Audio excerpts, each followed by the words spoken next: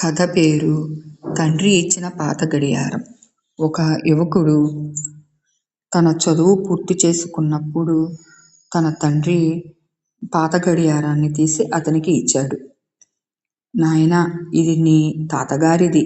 ఇది దాదాపు 200 ఏళ్ల నాటిది. దీన్ని నీకు ఇచ్చే ముందు నేను నిన్ను ఒక పని చేయమని కోరుతున్నాను అన్నాడు.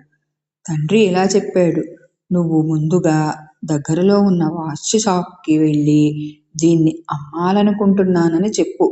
వారు దీనికి ఎంత ధర ఇస్తారో కనుక్కో. యువకుడు వెళ్ళి వచ్చి, నాన్న, వారు ఇది చాలా పాతదని, పాడైపోయినదని, కేవలం 50 రూపాయలు మాత్రమే ఇస్తామన్నారు అని చెప్పాడు.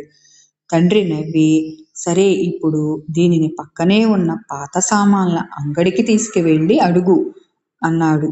యువకుడు వెళ్ళి వచ్చి, వారు ఇది పనిచేయటం లేదని, కేవలం 20 రూపాయలే ఇస్తామన్నారు అని చెప్పాడు. చివరగా తండ్రి ఇలా అన్నాడు: సరే, ఇప్పుడు దీన్ని మన పట్టణంలో ఉన్న మ్యూజియంకి తీసుకువెళ్ళి చూపించు. యువకుడు మ్యూజియంకి వెళ్ళి కొద్దిసేపటి తర్వాత చాలా ఆశ్చర్యంతో తిరిగి వచ్చాడు. నాన్న, మ్యూజియం వారు ఇది చాలా అరుదైనదని, దీని విలువ 5 లక్షల రూపాయలని చెప్పారు అన్నాడు.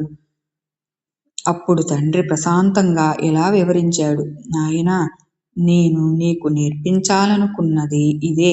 సరైన ప్రదేశం నీ విలువను గుర్తిస్తుంది. నువ్వు తప్పుడు చోట ఉండి నిన్ను ఎవరూ గౌరవించటం లేదని బాధపడకు. నీ విలువ నీ చుట్టూ ఉన్న వారిపై ఆధారపడి ఉంటుంది. నువ్వు గాజు ముక్కవని అనుకునే చోట ఉంటే నీ విలువ ఎప్పటికీ పెరగదు. నిన్ను వజ్రంలా చూసే చోట ఉంటేనే నీ ప్రకాశం బయటపడుతుంది.